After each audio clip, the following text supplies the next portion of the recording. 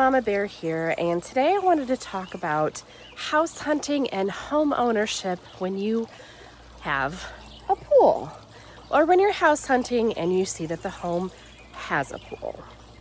Now, we have been in this house for 7 years, and I just got a new job about 3 hours away, so we are looking at selling this home. And I wanted to tell you about our journey of how we bought this house. So we saw this house. This was the second house that we saw.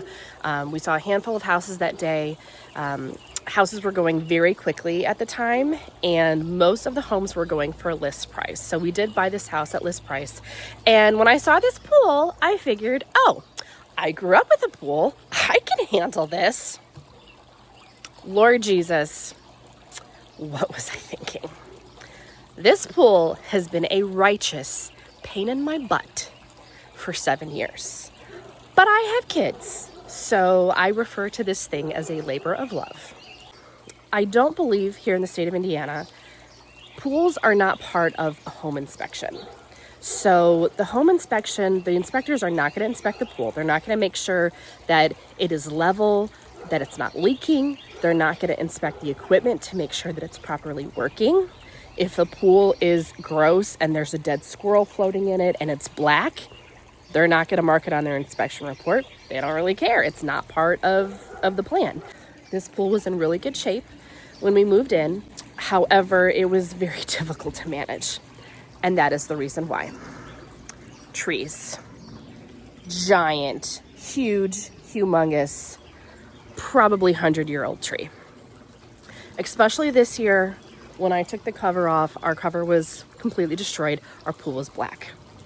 And this year, I think I have scooped about 30 pounds of those whirlybird seed thingies, because this tree has probably had about 50 orgasms throwing all of this pollen and all of this crap and all of these seeds into my pool. So it has been a humongous pain in the butt to get it to this point. So at least the pool is blue and not green, and it's not black. It's not exactly crystal clear. Prepare yourself to spend at least, I would say at least $300 worth of chemicals on your pool in one summer. You need enough chemicals to open it, to bring the levels where they need to be. You need to shock it, add algicide, maybe some clarifier in there. Flocculant is always very helpful if your pool is cloudy. And it's usually a good rule of thumb that if you're really, really struggling, to take a pool sample to a pool store and have your water tested and have them tell you exactly what to do. Now, if you're kind of figuring out and you're kind of in a good routine of where you really know what you're supposed to do, honestly, I suggest just going to Walmart or going to Menards to get your pool chemicals. They are much, much cheaper. They work all just the same. Places like Leslie's Pool Supplies, they're gonna rip you off. This stuff is so overpriced. So if you are gonna buy a house with a pool, just know what you're getting yourself into.